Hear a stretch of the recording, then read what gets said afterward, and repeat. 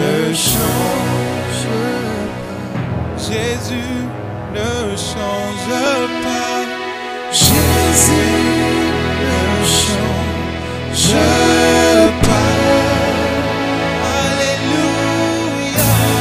Jésus ne change pas. Il est mon sauveur. Il est toujours le même. Jésus ne change pas. Chantons Alléluia. Chantons Alléluia. Alléluia. Chantons Alléluia.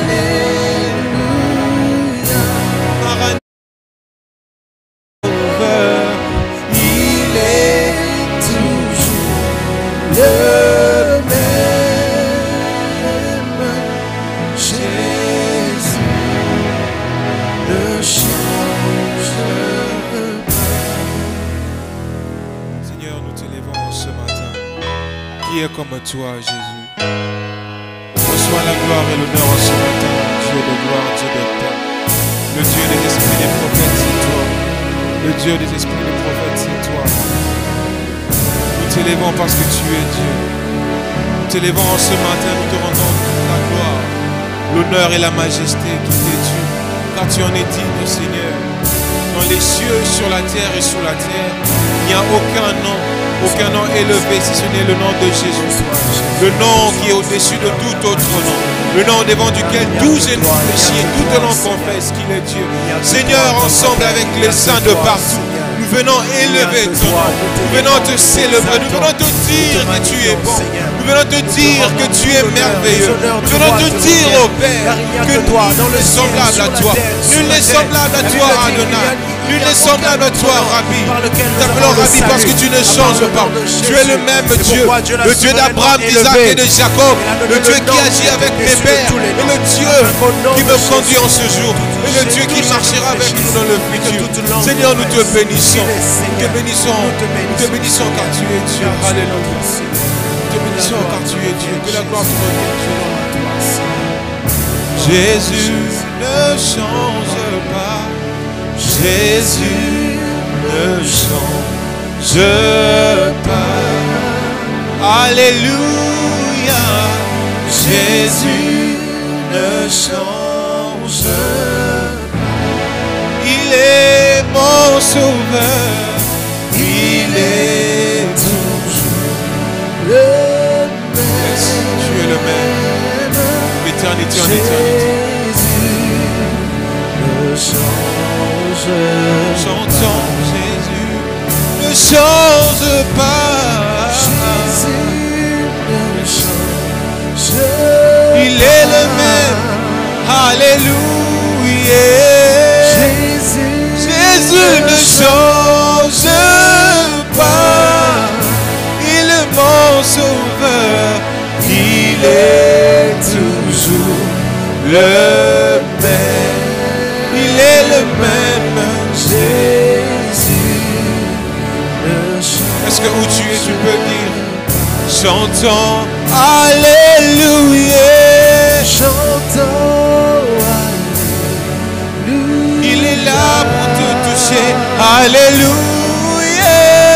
Chantons yes. Alléluia. Jésus-Christ est mon sauveur. Il est yes. Toujours yes, yes. Le Père. Jésus, Jésus, Jésus. Jésus ne change pas. Jésus la manne cachée. Jésus yes. La manne cachée. En ce matin nous l'appelons la manne cachée.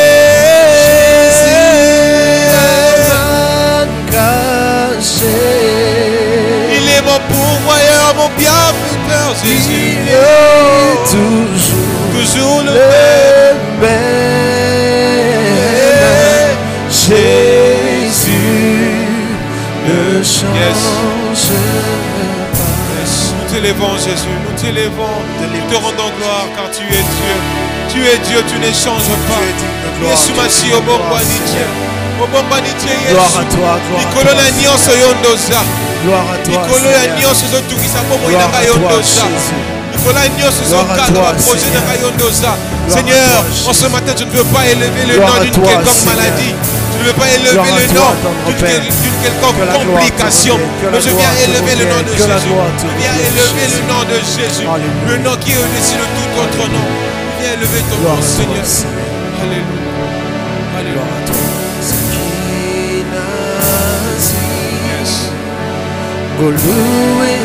Usali Golunde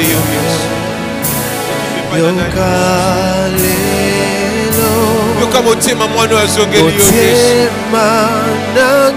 Yaka motema na sopili boso na yo Yesu.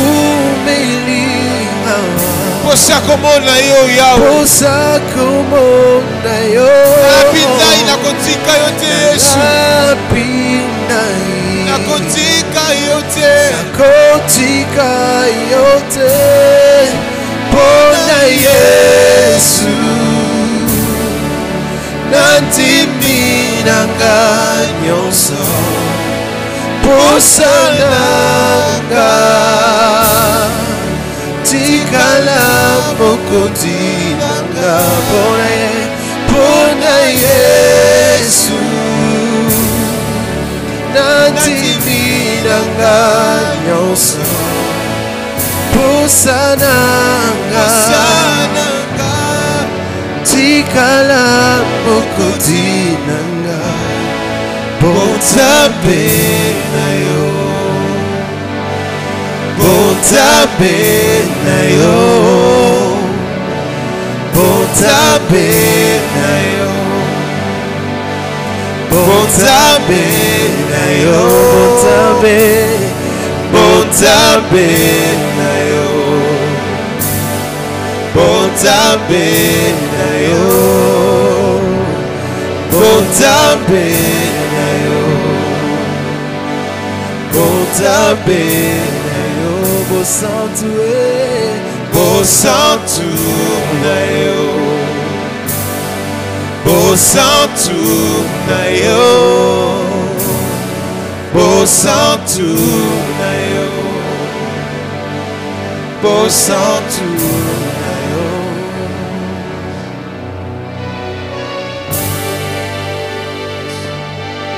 Seigneur, si nous avons trouvé grâce à Jésus, fais-nous voir ta gloire ce soir. Fais-nous voir ta gloire ce matin, Jésus. Nous aspirons après toi, nous aspirons après toi.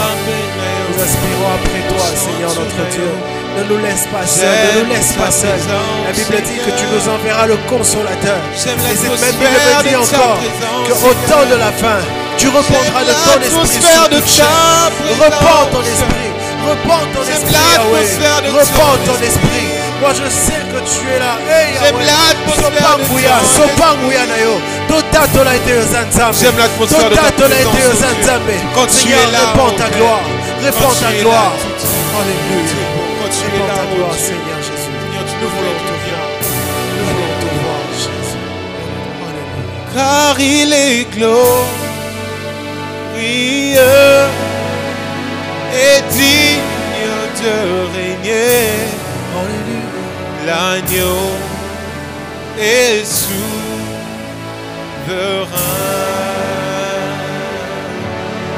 et nous élevons nos voix pour l'adorer. L'agneau est souverain. Est-ce qu'on peut le chanter ensemble, disons? Oui, car il est glorieux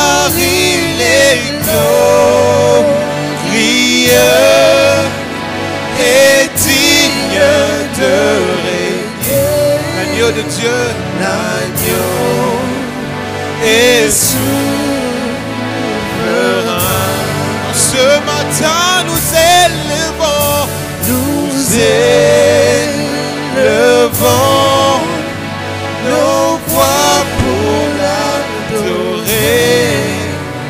L'agneau est souverain. L'agneau est souverain.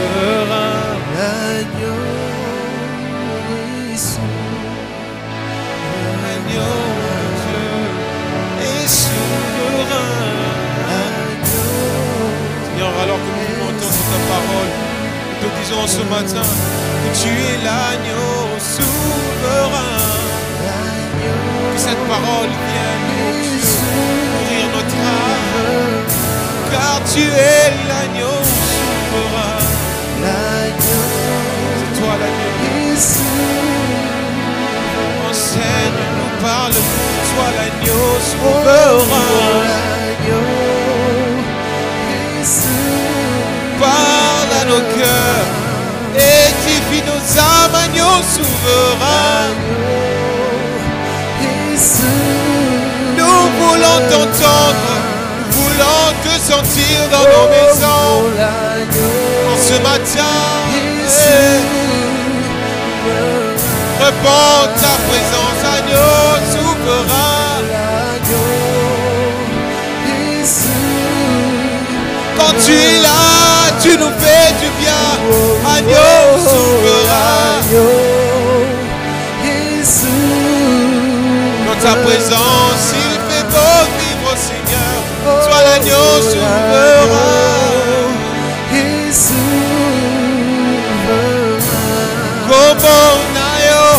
Como naye, sois alimenté. Como naye, sois alimenté. Como naye, sois alimenté.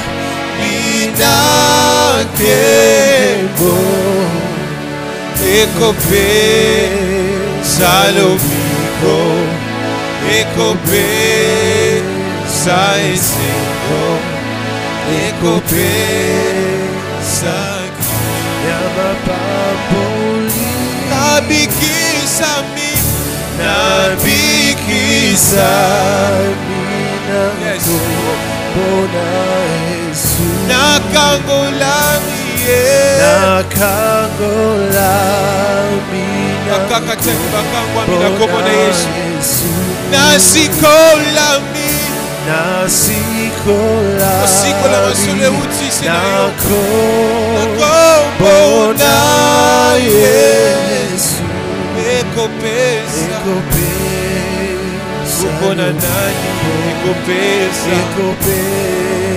Como na macia ekopesa kina mapaboli.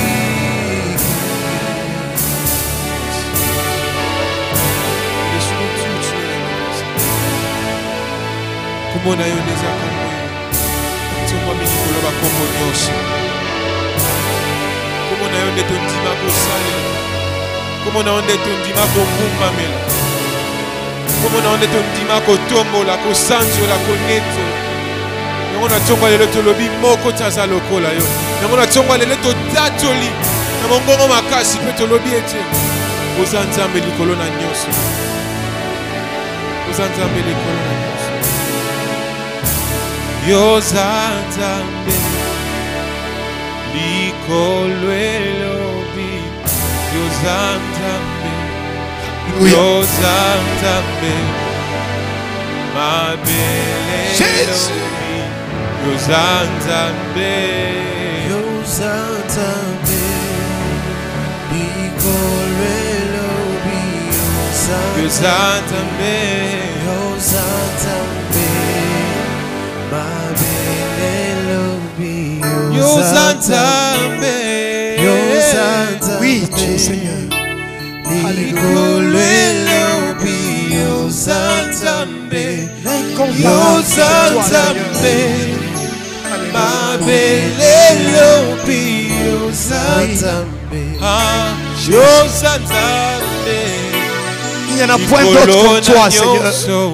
Yoza Nzambe, ata makasi esilingana Incomparable. natatola ete. Yoza Nzambe, Yoza Nzambe likolo elobi. Yoza Nzambe, Yoza Nzambe Uzanzambe, mabele Uzanzambe, lobi.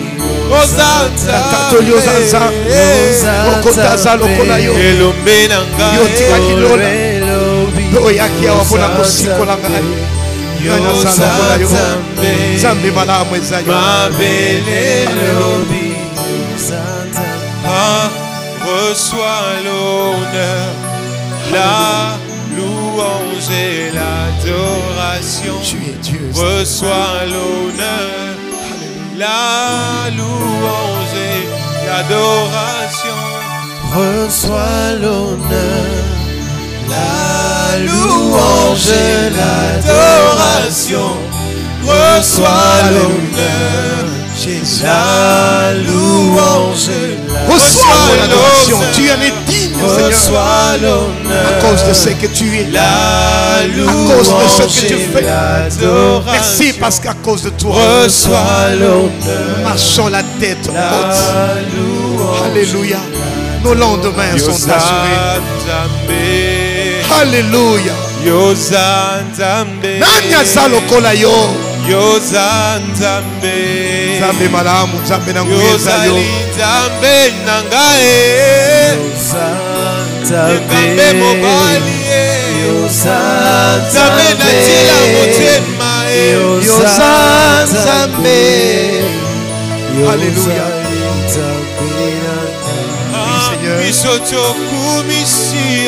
Sois béni, sois loué.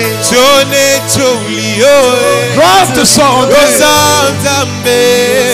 Tu tiens nos vies entre tes mains. Je suis entre tes mains. Je t'appartiens. Merci Seigneur. Et tu m'appartiens. Oui. Voilà pourquoi je marche la tête haute. Parce que tu as vaincu le monde, Seigneur de gloire. Tu es merveilleux, Seigneur. Alléluia. Jésus. Jésus. Tu es digne, Seigneur. De recevoir notre louange, de recevoir notre adoration en ce matin. Alléluia. Merci Seigneur. Merci Seigneur. Merci la chorale. Merci, que le Seigneur vous bénisse pour nous avoir accordé dans ces merveilleux moments. Ok. Que mon Seigneur, le Dieu de cette maison, vous visite. Alléluia. Alléluia. Shalom, shalom, bien-aimés dans le Seigneur. Shalom, peuple de Dieu. Très chers frères et sœurs, vous qui nous suivez de partout en ce matin, en cette matinée de grâce, que mon Seigneur vous bénisse et que la paix et la joie de notre Seigneur soit votre partage. Nous remercions le prophète Gary encore une fois de plus pour ce moment qu'il nous laisse une fois de plus partager avec vous. S'il vous plaît, et si vous le permettez plutôt, vous pouvez incliner vos têtes dans la prière et suivre avec nous cette prière pour préparer nos cœurs à écouter la parole de Dieu. Éternel Dieu de gloire, je te bénis encore ce matin. Toi le Dieu grand, le Dieu puissant, maître des temps et des circonstances. Oui, Seigneur de gloire, toi qui veux un peuple puissant, nous savons que tu reviens bientôt, Seigneur de gloire. Et tu ne cesses chaque jour de nous envoyer ta parole comme provision pour nous préparer aux grands défis qui attendent de l'Église. Père de gloire, entre tes mains tous ces cœurs qui sont là pour écouter ta parole. Que leur entendement soit contrôlé par toi, Seigneur. Fais en sorte que cette parole touche les cœurs. Oui, Seigneur de gloire, car ta parole est une lampe à nos pieds et une lumière sur notre sentier. Nous avons besoin de toi, Seigneur. Manifeste-toi ce matin au travers de ta parole. Comme la pluie et la neige ne rentrent pas à toi sans avoir accompli ce à quoi elles ont été destinées, qu'il en soit ainsi ce matin de ta parole. Que ta parole touche les cœurs. Toi qui veux un peuple nombreux en ce temps de la fin. Toi qui es mort pour sauver le monde entier. Merci, merci Éternel. Merci Saint-Esprit pour ta présence. Que je diminue et que toute la gloire ne revienne qu'à toi. Dans le nom de Jésus, nous nous sommes ainsi recommandés et nous disons Amen. Très chers frères et sœurs, c'est encore une grande joie pour moi de me tenir au-devant de vous pour partager ce moment de parole. Et dans mon cœur, ce matin, le Seigneur a mis un thème que vous connaissez, mais que j'ai estimé important ce matin de pouvoir en parler, selon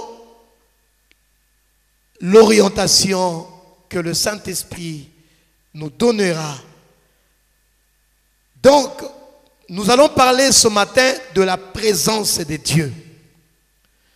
Nous allons parler de la présence de Dieu et nous allons exploiter un texte, Exode, le chapitre 32. À cause du temps, je ne pourrai pas lire tout le chapitre, mais il est question de tout le chapitre. Je prendrai quelques versets à lire maintenant. D'autres, nous allons les prendre en cours de prédication. Et à la maison, s'il vous plaît, essayez de relire tout le texte. Exode chapitre 32, le verset 1 et le suivant. Le peuple, voyant que Moïse tardait à descendre de la montagne, s'assembla autour d'Aaron et lui dit, allons, fais-nous un Dieu qui marche devant nous. Car ce Moïse, cet homme qui nous a fait sortir du pays d'Égypte, nous ne savons ce qu'il est devenu. Aaron leur dit, ôtez les anneaux d'or qui sont aux oreilles de vos femmes, de vos fils et de vos filles, et apportez-les-moi. Le verset 17, 18 et 19 disent, Josué entendit la voix du peuple qui poussait les cris et il dit à Moïse, il y a un cri de guerre dans le camp. Moïse répondit, ce n'est ni un cri de vainqueur, ni un cri de vaincu. Ce que j'attends, c'est la voix des gens qui chantent. Et comme il approchait du camp, il vit le veau et les danses. La colère de Moïse s'enflamma. Il jeta de ses mains les tables et les brisa au pied de la montagne. La colère de Moïse s'enflamma. Moïse a compris que le peuple était en perdition. Et pourtant, lui, c'était un préservateur de la race. Lui, il était un élite. Chaque fois que le peuple de Dieu se détournait de la voie du Seigneur, il avait mal. Voilà pourquoi la Bible dit que le verset, le verset 19, la colère de Moïse s'enflamma. Bien-aimés dans le Seigneur, nous sommes en face d'une merveilleuse histoire où nous pouvons tirer plusieurs leçons. Nous sommes en face, j'étais en train de dire, d'une merveilleuse histoire parmi le peuple d'Israël. Et dans cette histoire, nous voyons Aaron et le peuple de Dieu, le peuple d'Israël se perdent en fabriquant un veau d'or. Et pourtant, la parole de Dieu, à travers la loi que Moïse leur a donnée, leur a transmis les 10 commandements, dit au verset 3, 4, 5 d'Exode 20, que tu n'auras pas d'autre Dieu devant ma face. Tu n'auras pas d'autre Dieu devant ma face. Tu ne feras point d'image taillée, ni de représentation quelconque de choses qui sont en haut, dans le ciel. Non. Le verset 5 d'Exode 20 dit, tu ne te prosterneras point devant elles, et tu ne les serviras point.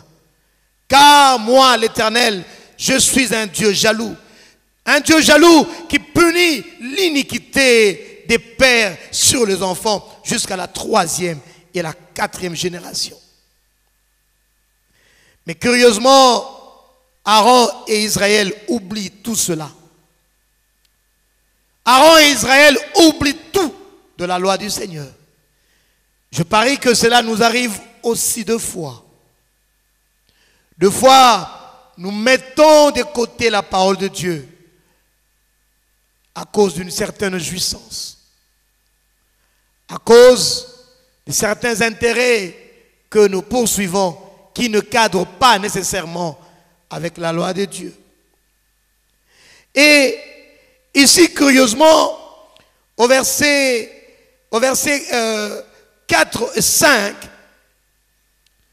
la Bible dit que Aaron reçut de leurs mains de l'or. Il fit un veau en métal fondu. Et Aaron et le peuple dirent, Israël, voici ton Dieu qui t'a fait sortir du pays d'Égypte. Je l'admets, je pense que vous aussi, vous pouvez l'admettre avec moi. Triste réalité pour ce peuple. Un peuple que Dieu voulait pour lui. Oui. Mais écoutez la déclaration qui sort de leur bouche. Aaron et le peuple dirent, voici le Dieu, voici ton Dieu qui t'a fait sortir du pays d'Égypte. Bien-aimés dans le Seigneur, toi et moi, nous pouvons contempler l'état de ruine à laquelle l'homme réduit tout ce qui lui est confié.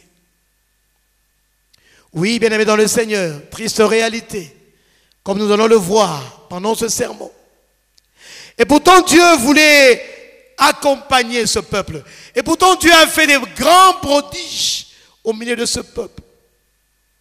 Mais remarquez la triste réalité. Remarquez la ruine à laquelle l'homme amène sa vie.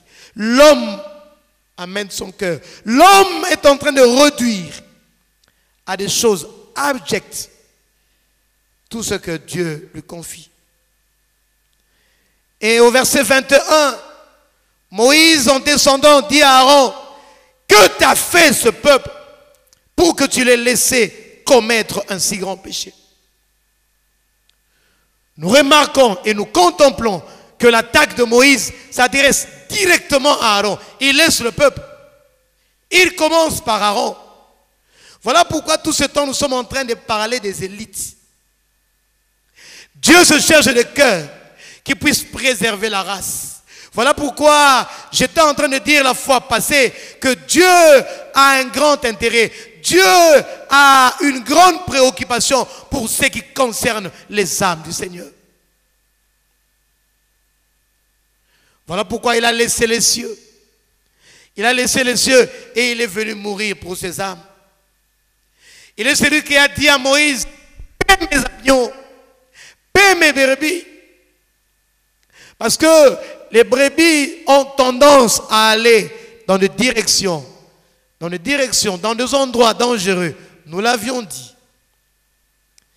Et remarquez ce jour, remarquez avec cette histoire des veaux d'or, le peuple emprunte une direction simplement parce que Moïse tardait.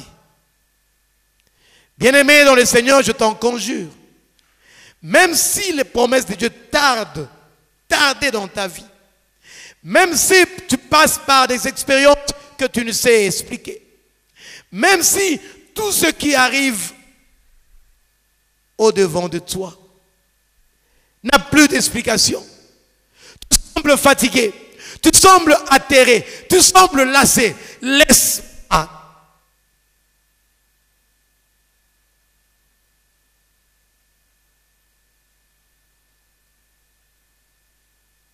Laisse-moi te dire que tu ne peux aller à autre question. Excusez-nous.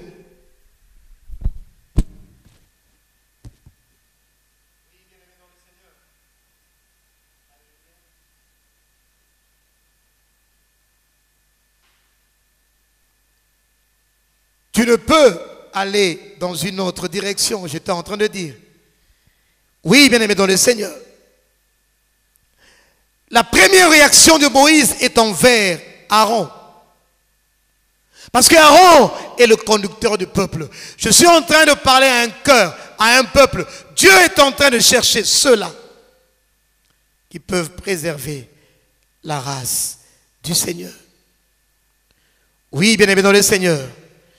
Si Moïse est allé directement vers Aaron, c'est un exemple qui nous montre la responsabilité qu'a l'élite.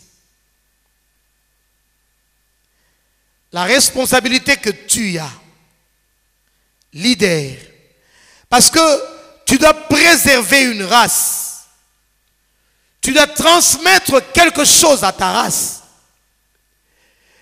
Je suis en train de comprendre maintenant que c'est quand même aberrant pour un homme de vivre sur la terre et de mourir et de ne rien transmettre à la génération qui la suit.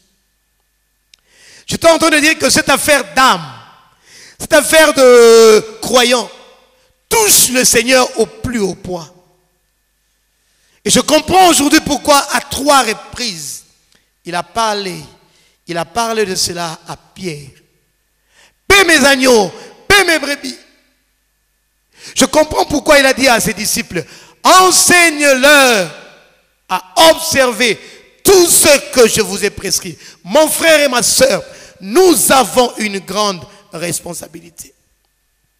Pourquoi? Parce que le mélange est cette tare que doit craindre toute race. Oui. Bien-aimés dans le Seigneur. Les scientifiques l'ont prouvé que toute espèce, toute race craint le mélange. Et quand je parle de race, nous avions ensemble une définition. Nous disons que quand nous parlons de race, nous faisons allusion à une même espèce, à une espèce qui a des caractères communs et qui sont transmissibles. C'est là une race. Une espèce qui a des caractères communs et qui sont transmissibles. Nous pouvons dans la Bible voir par exemple la race des vipères. Cela veut dire tous ceux-là qui ont des propos venimeux dans leur bouche. Quand quelqu'un de la race de vipère ouvre sa bouche, c'est pour faire sortir des paroles venimeuses qui font mal. Il y a des familles comme ça, nous le voyons. Quand la maman parle, aïe, aïe, aïe, aïe, aïe, aïe, terrible. Et les enfants aussi héritent de ces choses. Oui. Quand eux parlent, en tout cas, ils détruisent. Leur bouche, quand ça fait sortir quelque chose, ce n'est pas pour unir. En tout cas, c'est pour désunir. Ils font partie de la race des vipères. Mais je peux aussi citer la race élue, la race à laquelle toi et moi, je suppose, nous appartenons. La race élue doit avoir des caractères communs. Nous devons avoir des caractères communs que nous devons transmettre. Transmissible, très important. Voilà pourquoi la Bible dit dans 1 Pierre, le chapitre 2, le verset 9, vous au contraire, vous êtes une race élue, une nation sainte, un saint sacerdoce, un peuple acquis, afin que vous annonciez les vertus de celui qui vous a appelé des ténèbres à son admirable lumière. Nous annonçons les vertus par nos bouches. Nous annonçons des vertus par notre manière de marcher, par notre style de vie. La patience, la tempérance. Dans la race élue, nous avons des cœurs purs. Pourquoi? Parce que nous entrons dans les profondeurs, nous entrons dans la présence du Seigneur. La Bible dit, qui peut monter à la montagne de l'Éternel? La Bible répond, celui qui a le cœur pur et les mains innocentes. Voilà les vertus que toi et moi devons transmettre aux générations qui viennent. Voilà les vertus que toi et moi devons transmettre là où nous habitons, dans nos familles, dans notre quartier. Notre quartier doit connaître notre patience, notre tempérance. Là où tu travailles, on doit te dire, vraiment, ce monsieur est différent des autres. Oui, bien aimé dans le Seigneur.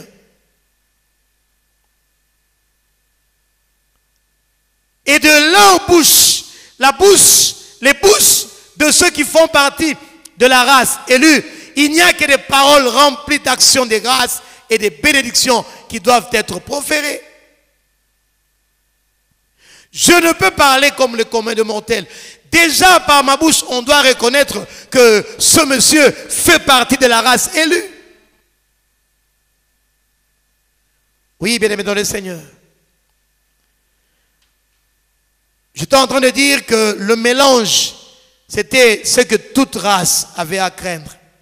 Et dans notre exemple d'Exode 32, nous voyons Moïse qui ne comprend pas Aaron. Il ne le comprend pas. Moïse ne reconnaît pas Aaron, bien aimé dans le Seigneur. Remarquez la question qu'il pose. Moïse dit à Aaron, verset 21, « Que t'a fait ce peuple pour que tu l'aies laissé commettre un si grand péché ?»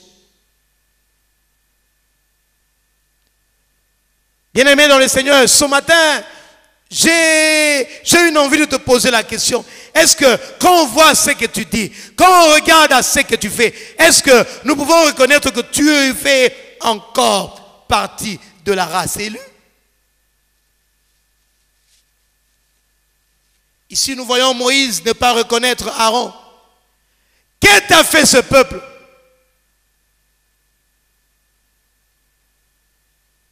Un peu comme Paul a posé la question aux Galates.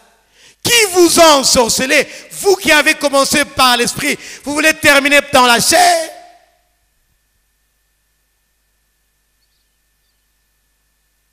Qui vous a ensorcelé? Ça c'est Paul qui parle aux Galates. Je peux encore réciter les paroles de Paul quand il parle aux Romains. Il dit que rien ne peut nous séparer de l'amour de Dieu. Rien ne peut me capter de la présence de Dieu. Ni l'or, ni l'argent, ni la famine, ni rien que ce soit ne peut me séparer de mon amour avec le Seigneur. Mon frère et ma soeur, est-ce que quand je te regarde, est-ce que quand ta femme te regarde, est-ce que quand ton mari te regarde, est-ce qu'il te reconnaît en tant que membre entier de la race élue? Parce que je suis en train de démontrer un exemple ici, dans Exode 32, dans l'image du veau d'or. Moïse ne reconnaît pas Aaron. Il lui demande, qu'est-ce que t'a fait ce peuple pour que tu le laisses commettre un si grand péché? Quelque part, Moïse est en train de reprocher à Aaron de ne pas pu préserver la race. Protéger la race. Cela a été frappé de mort en Israël. Vous connaissez l'image et l'exemple du sacrificateur Élie qui a laissé ses enfants jouer avec les choses sacrées. Parce que dans son espèce, dans l'espèce de Moïse, dans la race de Moïse, dans la race de tous les saints, la Bible dit qu'on ne pouvait servir Dieu et maman. Nul ne peut servir deux maîtres à la fois.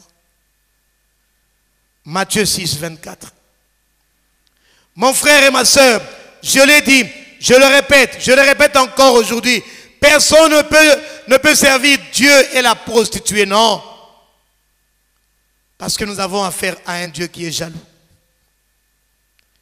Et nous remarquons un laxisme.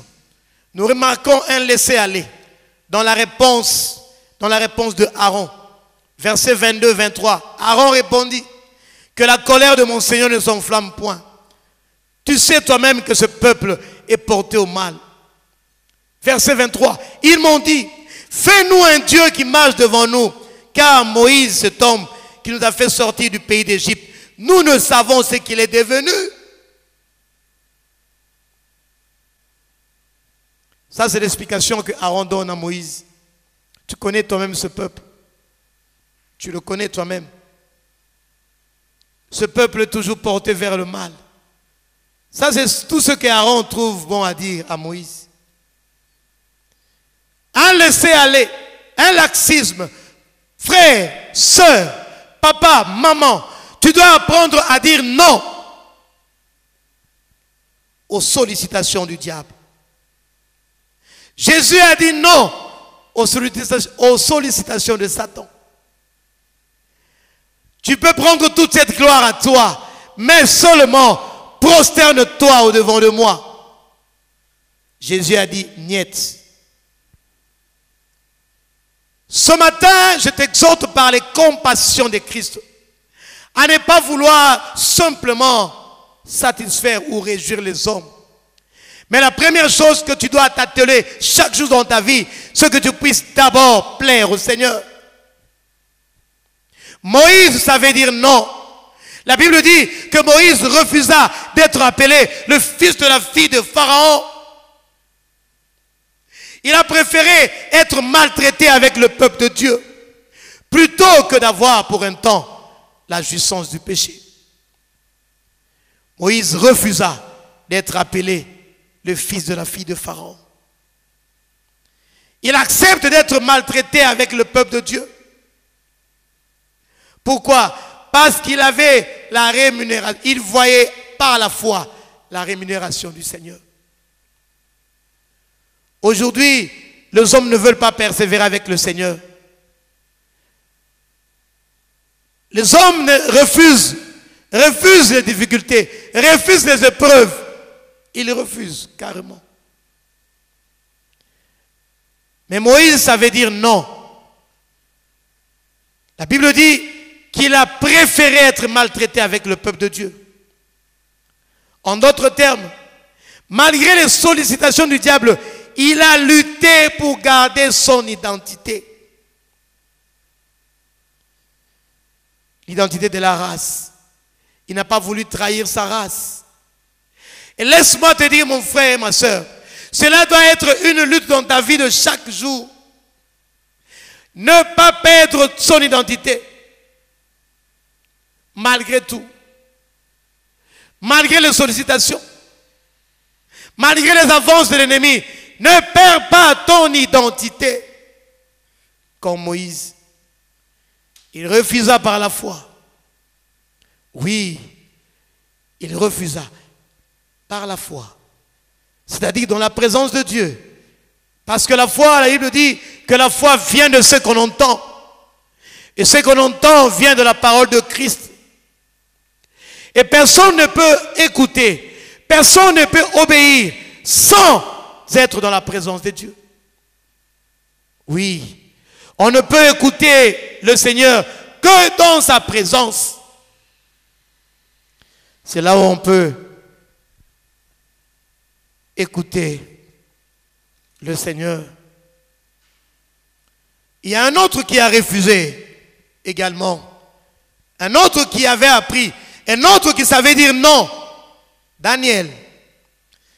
La Bible dit dans Daniel chapitre 1, le verset 8, que Daniel résolut de ne pas se souiller par le mets du roi et par le vin dont le roi buvait. Et il pria le chef des eunuques de ne pas l'obliger à se souiller. Verset 9. Dieu fit trouver à Daniel faveur et grâce devant le chef des eunuques. N'est-il pas écrit Dieu honore celui qui l'honore? Daniel refuse de se souiller avec le mets du roi. Même si le mets du roi était succulent. Mais Daniel avait la loi. Il avait la loi. Il savait que j'ai affaire à un roi qui est idolâtre. Certainement, ces mets se rattachaient à la prière, au culte des faux dieux de ce pays qui était Babylone. Il a appris dès son jeune âge à se séparer des choses impures. Parce qu'il était un bon juif. Oui. Et il rejette les mets. Oui, bien-aimé dans le Seigneur. J'essaie de parler à un cœur ce matin. De parler à une âme ce matin. Oui, bien-aimé dans le Seigneur. Ce n'est pas facile. Il était dans la cour royale. Il refuse le mets du roi. Il a dit non. Parce qu'il avait la foi. Parce qu'il était dans la présence du Seigneur. Parce qu'il croyait. Parce qu'il était soumis au Seigneur. Oui, bien-aimé dans le Seigneur. Car la foi nous tient soumis au Seigneur. Oui. La foi nous tient soumis au Seigneur. Et de ce fait, nous sépare de ce siècle mauvais. Par la suite, vous le savez, Dieu le bénit d'une grande sagesse et d'une grande intelligence. Oui, Moïse par la foi refusa. Daniel également par la foi, il se tenait soumis à la parole de Dieu. Je cite encore un dernier exemple avant de continuer dans notre sermon. Cette fois-ci, je parle de Joseph. Joseph aussi savait dire non. Dans Genèse 39, le verset 8 et 9, nous voyons qu'il refuse les avances de la femme, de son maître. Et au verset 9, il dit, « Comment ferais-je un aussi grand mal et pécherais-je contre Dieu ?» Le mélange est cet art que nous devons extirper dans notre vie. Le mélange est cette chose que nous devons éviter dans notre race. Moïse l'a évité dans sa vie. Daniel également. Et maintenant là, nous sommes en train de voir la vie de Joseph. Une vie remplie d'épreuves. Une vie remplie de persécutions. Au verset 2 de Genèse 39, la Bible dit que l'Éternel fut avec lui et la prospérité l'accompagna. J'aimerais parler à un cœur pour dire que quand la Bible dit que la prospérité l'accompagnait, il était encore esclave. Dans son esclavage, les hommes étaient en train de le voir esclave. Et pourtant, il était un béni de l'Éternel. Je prie aussi que cela soit pour toi. Il a passé par autant d'épreuves. Innocent qu'il était, il a été envoyé en prison. Il est passé par des chemins difficiles. Oui, bien aimé dans le Seigneur. Des chemins difficiles, mais dans la présence de Dieu. Parce que la Bible dit, l'Éternel était avec lui. Peu importe dans quelle situation tu es en train de passer, mon frère. Peu importe si tu n'as pas mangé ou pas. Peu importe si tu n'as pas d'emploi ou pas. Mais ce que j'aimerais savoir de toi, c'est qu'on me dise, même s'il n'a pas d'emploi, l'Éternel est avec lui. Bien-aimé, si tu es dans un tel cas, laisse-moi te dire que la prospérité de Dieu t'accompagne. Comme Joseph. Oui, bien-aimé dans le Seigneur. Oui. Quel que soit l'état de ta vie, quel que soit ce que les hommes pensent de toi, quel que soit ce que les hommes voient de toi, mais laisse-moi te dire que si l'Éternel est avec toi, sache seulement une chose, que tu es habité par la prospérité divine. Bien-aimé dans le Seigneur, je prends un exemple de la nature. Les muscles physiques ne se développent que par des exercices et s'ils rencontrent de la résistance. Ceux qui font de l'haltérophilie ont de grands muscles parce qu'ils portent de choses qui résistent, des choses résistantes. C'est un grand obstacle. Ils sentent souffrir, mais à la longue, au fil des jours, ils voient des paquets, des muscles s'agrandir. Oui, les muscles physiques se développent par des grands exercices. Laisse-moi parler à un cœur, laisse-moi parler à une âme. Il en est de même de tes muscles spirituels. Il leur faut de la résistance comme pour le cas de Joseph. Jésus a dit, vous aurez des difficultés, vous aurez des injustices. Oui, cela fait partie de notre combat de la destinée. Cela fait partie du baptême de feu qu'on nous a parlé au rassemblement des aigles. Baptême de feu, combat de la destinée. Vous aurez affaire au rejet, vous aurez affaire à l'envie, vous aurez affaire à la jalousie des uns et des autres. Vous aurez affaire à tout cela. Mais soyez persévérants et gardez le cap comme Joseph.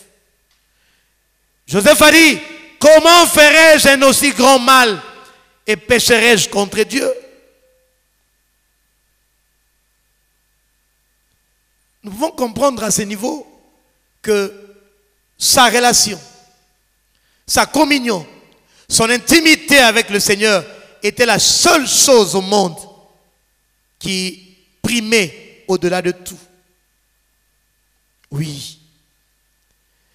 Parce que quand la tentation est venue dans sa vie, une tentation sucrée, mais lui, il voit si cette tentation cadre avec sa communion, sa relation et son intimité avec le Seigneur. Je ne sais pas si nous aussi, nous faisons ce genre d'exercice, nous faisons ce genre d'analyse quand une porte entre parenthèses s'ouvrait au-devant de nous. Sa première réaction, il n'a pas dit non, je crains Potiphar. Non, il a simplement dit comment ferais-je un aussi grand mal et pécherais-je contre Dieu?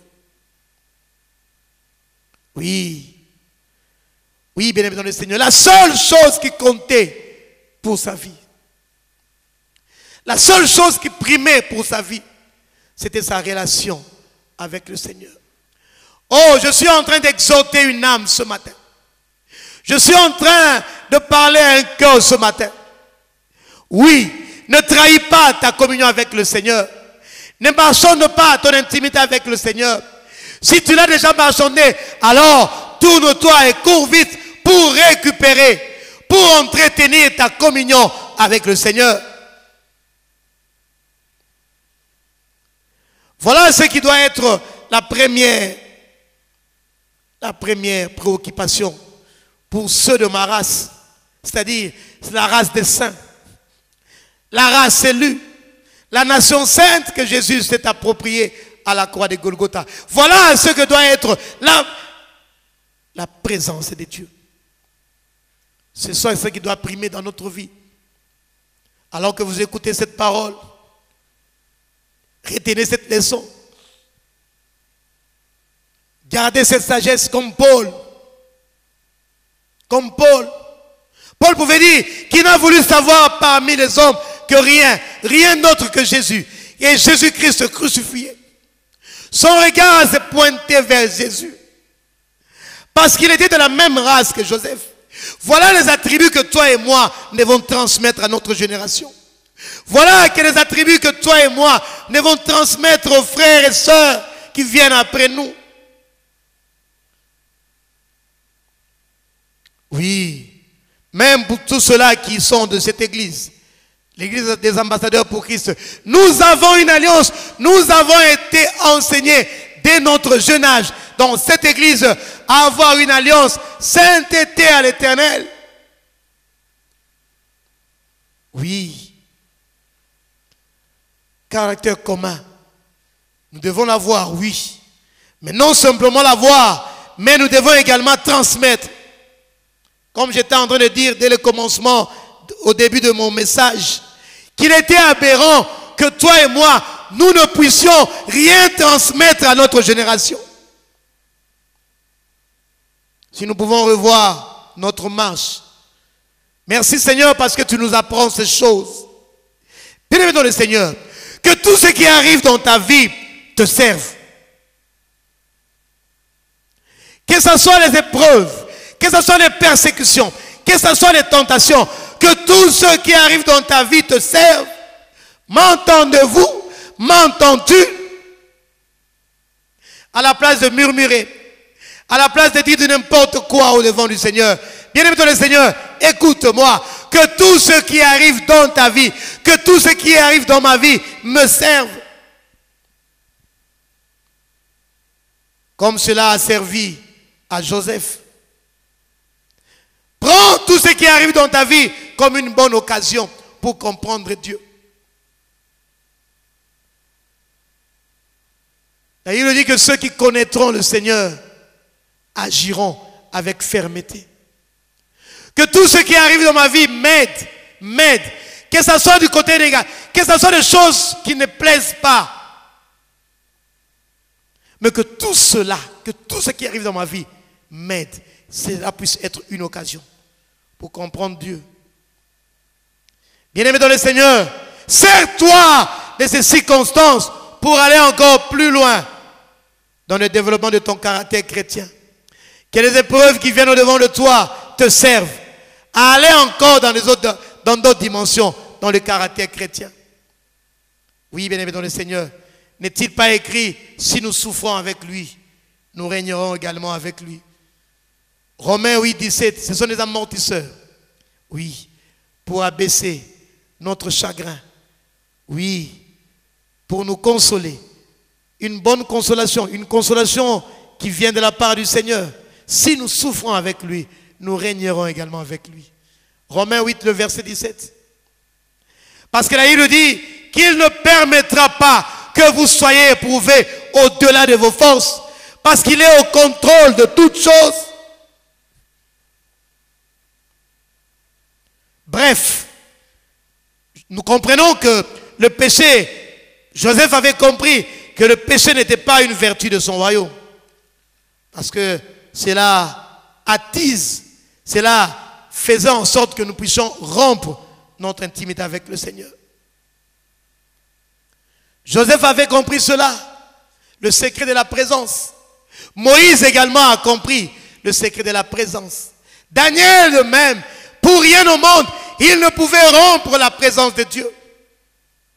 Non, il ne pouvait marcher. Je te conseille également, mon frère et ma soeur, que tu ne peux sortir de ta maison chaque jour sans que tu ne t'assures de la présence de Dieu dans ta vie.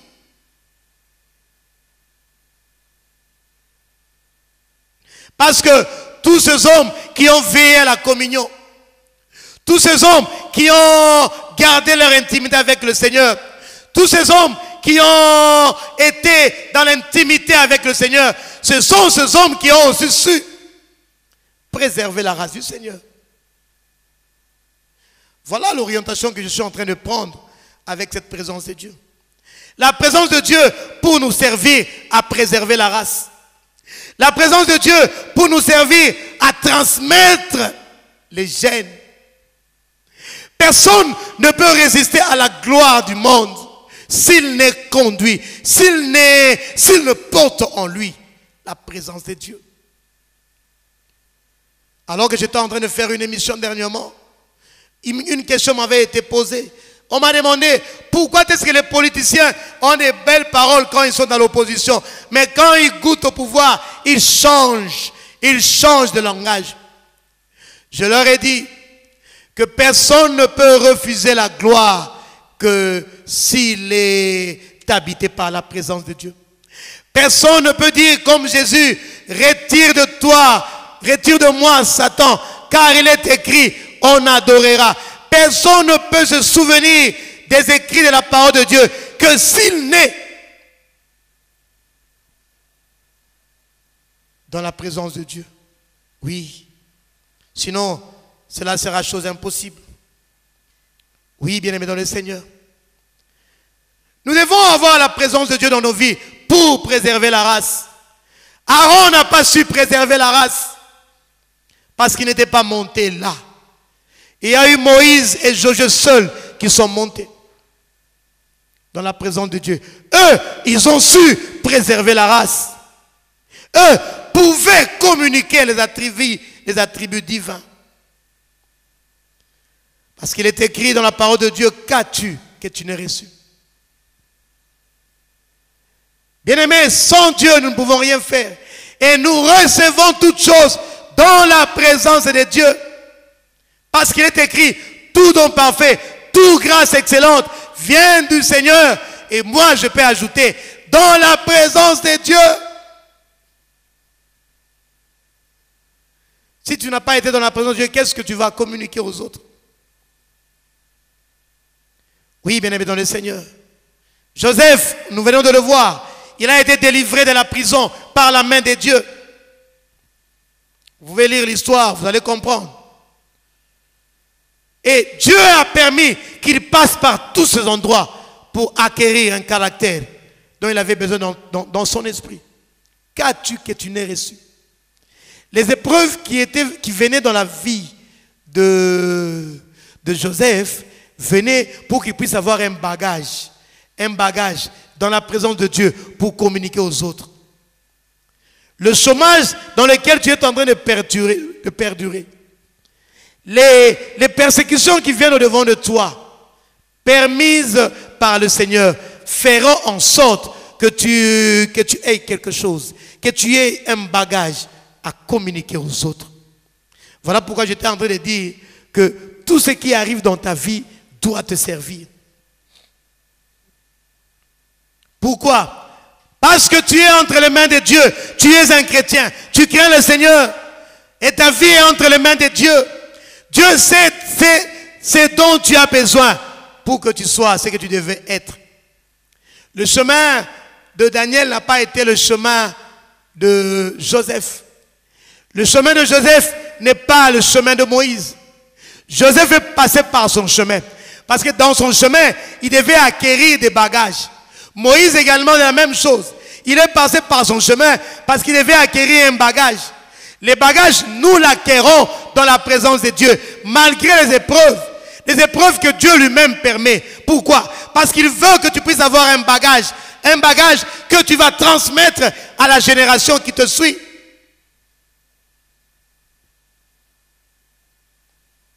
Oui, bien aimé dans le Seigneur, un dénominateur commun, la présence de Dieu. Si tu es persécuté, il faut que tu le sois dans la présence de Dieu. Tu comprends que la meilleure chose à faire, c'est de coopérer pour toutes les expériences qui viennent dans ta vie, même si tu ne comprends pas. Mais aie seulement confiance en l'Éternel. Dis seulement dans ton cœur qu'il m'a dit qu'il ne m'abandonnera pas. Il ne me délaissera pas.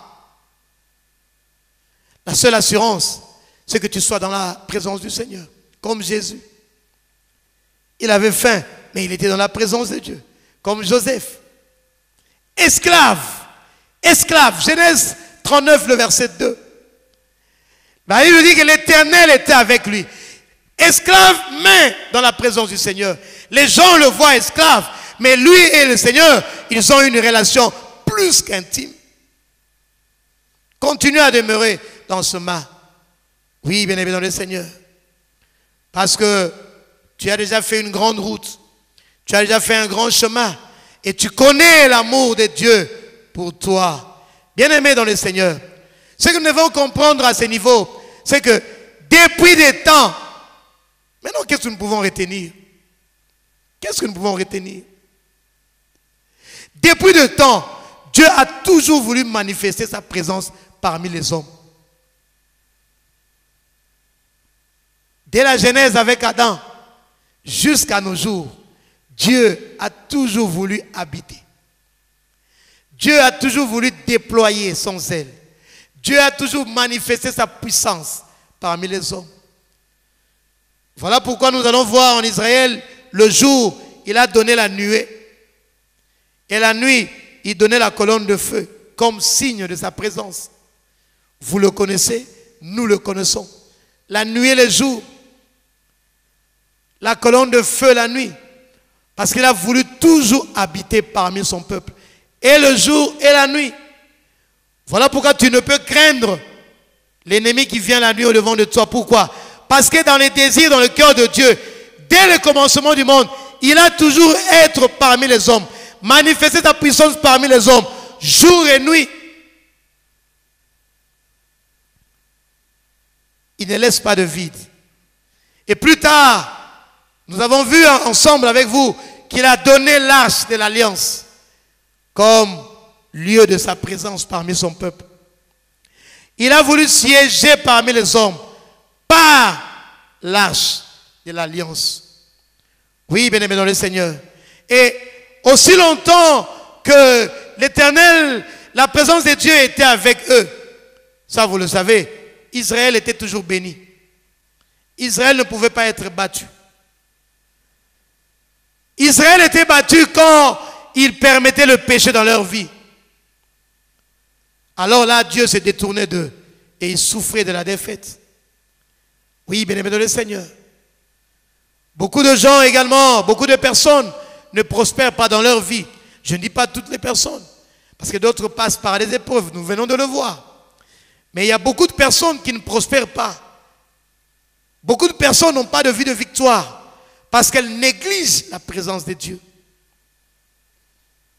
Elles ne recherchent pas, elles n'ont pas recherché la présence de Dieu. Elles n'ont pas attendu de recevoir la direction. Israël avait toujours victoire sur victoire. David le faisait. Oui, Josué le faisait. Mais devant la vie de Haï, Israël est parti sans consulter le Seigneur. Ils ont eu confiance en leur force. Et ils ont été battus. Voilà pourquoi je suis en train de dire que beaucoup de personnes n'ont pas de victoire dans leur vie. Pourquoi? Parce qu'ils ne reçoivent pas la direction de Dieu. Et la Bible dit, malheur aux enfants rebelles qui ne prennent pas des résolutions sans consulter le Seigneur. Bien-aimés, ne soyons pas rebelles. Voilà pourquoi je suis en train de dire qu'en ce temps, nous avons besoin du plan du Seigneur dans notre vie. Nous avons besoin de l'onction de Dieu dans notre vie. Nous devons apprendre à ne jamais aller à la bataille à moins d'avoir passé du temps dans la présence de Dieu. Plus que jamais, bien-aimés dans le Seigneur, nous avons besoin de la présence de Dieu. Celui qui a cette intelligence, celui qui a cette sagesse dans sa vie, prospérera à jamais. Celui qui a cette intelligence dans sa vie sera un plus que vainqueur dans tout ce qu'il aura à entreprendre. Voilà pourquoi dans Josué, la Bible dit que ce livre de la loi ne s'éloigne point de ta bouche. Médite-les jours et nuits afin que tu aies du succès dans toutes tes entreprises. En d'autres termes, il faut que chaque jour, tu puisses être en communion et en intimité avec le Seigneur. Ne commence plus jamais tes journées sans que tu t'assures de la présence de Dieu dans ta vie. Oui, bien-aimé dans le Seigneur, en cette période que j'avais définie comme étant la période du jour des expiations, la période où chacun de nous doit mettre sa communion à jour avec le Seigneur, il doit y avoir un retour à une dépendance totale à la présence de Dieu. Oui, bien-aimé dans le Seigneur, toi qui t'es habitué à la défaite, toi qui es habitué à ne pas avoir de victoire, comprends une chose, l'Église est appelée à un retour à une dépendance totale de la présence de Dieu dans nos vies. Oui, bien-aimé dans le Seigneur. Voilà pourquoi Moïse, comprenant cela, a supplié le Seigneur de toujours marcher avec lui. Parce que dans Exode, le chapitre 33, le verset 15 et 16, Moïse dit ceci au Seigneur: si tu ne marches pas toi-même avec nous, ne nous fais point partir d'ici.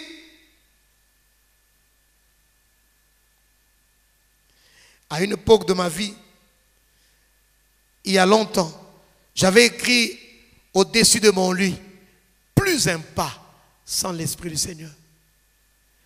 Alors que je suis en train de presser ces choses, 15 ans après, je revois cette image dans ce que Moïse dit. Moïse dit, si tu ne marches pas toi avec nous, ne nous fais point. Cela veut dire que si tu n'es pas avec nous, nous allons camper ici. On ne peut pas aller sans toi. Voilà ce que semble dire Moïse. Je ne veux pas faire un pas sans ta présence. En d'autres termes, il est en train de dire que la présence de Dieu est notre unique marque de distinction dans ce monde. Oui, nous sommes de la race élue. Et la présence de Dieu doit être notre unique marque de distinction dans ce monde. Unique marque de distinction dans ce monde. La présence de Dieu.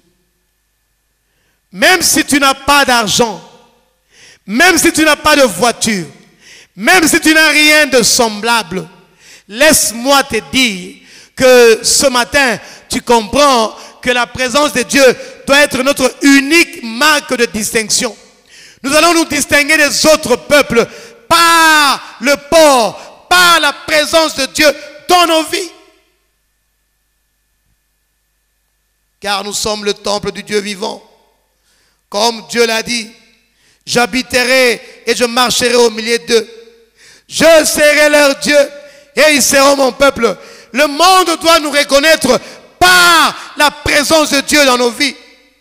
Nous ne sommes pas différents d'eux par les voitures. Nous ne sommes pas différents d'eux par l'argent. Mais nous sommes différents du monde parce que nous avons la présence de Dieu dans nos vies.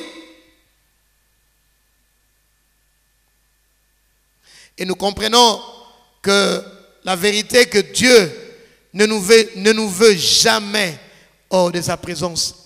Mon frère et ma soeur, ce matin comprends une chose. Dieu ne veut pas que tu puisses marcher en dehors de sa présence. Certainement tu vas te perdre. Parce qu'il est écrit sans moi, vous ne pouvez rien faire. Parce qu'il est écrit avec Dieu, nous ferons des exploits. Et Dieu veut que tu puisses faire des exploits. Dieu te parle aujourd'hui. Dieu t'a parlé aujourd'hui et te dit, lève-toi. Lève-toi de là où tu es et empresse-toi d'entrer dans une autre dimension de relation avec lui. Oui, bien-aimé, toi qui écoutes cette parole ce matin, je te dis de la part du Seigneur, empresse-toi d'entrer dans une autre dimension.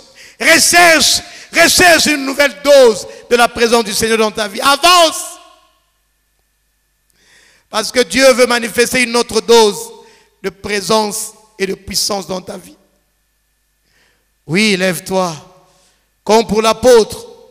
Comme l'apôtre. Dieu est venu lui dire, l'apôtre Jean, Apocalypse 4, monte et je te ferai voir les choses. Oui, bien-aimé dans le Seigneur. Il y a des choses que tu dois découvrir. Mais à une condition, que tu puisses acquérir une autre dose de la présence de Dieu. Les réalités de la présence de Dieu, les réalités de la puissance de Dieu, les réalités de la manifestation de Dieu que tu as jusqu'à aujourd'hui, se sont estompées. Avant que tu ne puisses expérimenter une autre dose de la puissance du Seigneur, il faut que tu puisses monter. Il faut que tu puisses rechercher. Il faut que tu puisses entrer dans une autre dose de la présence de Dieu. Je pense que je parle à un cœur ce matin. Je parle à une âme ce matin. Et je te dis, toi qui as perdu courage, je te dis que Dieu, par sa grâce, est capable de te tirer du bourbier dans lequel tu vis. Tu penses que la solution ne viendra. À tes yeux, il n'y a plus aucune solution pour toi. À tes yeux, c'est comme s'il y a un point dans ta vie. Mais laisse-moi te dire que par sa grâce, Dieu est capable de te tirer de là où tu es. Oui, bien-aimé dans le Seigneur. Je ne parle pas des fables. Je ne parle pas des histoires. Car la présence de Dieu est capable de tout faire dans ta vie. Comme nous sommes en train de le montrer ici. Que Dieu a besoin de cette présence dans ta vie pour que tu résistes au monde, pour que tu préserves une race, un peuple, pour que tu transmettes quelque chose aux générations qui viennent après. Il peut tirer quelqu'un de l'indigence et le faire asseoir avec les grands.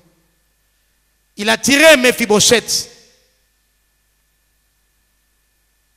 d'un endroit où personne ne pouvait penser sortir quelque chose de bon. Il a tiré Méphibosheth de Lo-débar. Oui. Si on ne pouvait s'arrêter qu'au regard humain ou bien au regard physique, personne ne pouvait donner une chance à Méphibosheth. Non seulement qu'il ne marchait pas, il était perclus de pied, mais également il vivait à Lo-débar.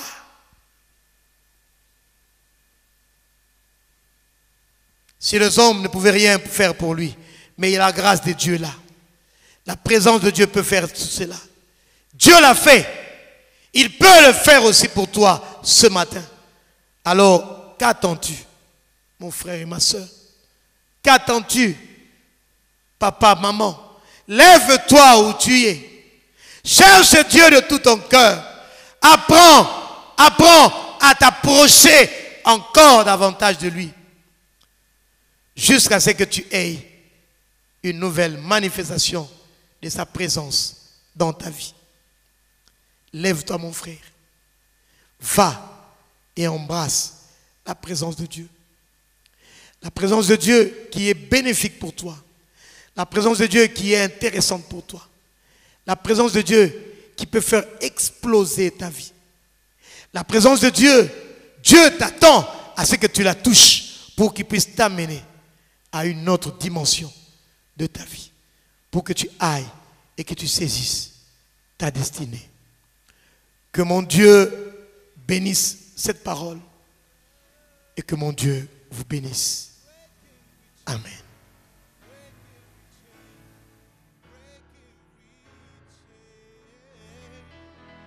To break